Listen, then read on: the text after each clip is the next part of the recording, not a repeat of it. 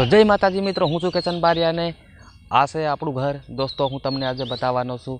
તો આજ સવારનો આવો કંઈક નજારો છે। આ બાજુ તમે જોઈ શકો છો અને આ બાજુ આપણું ઘર આવેલું છે દોસ્તો, તો તમે જોઈ શકો છો।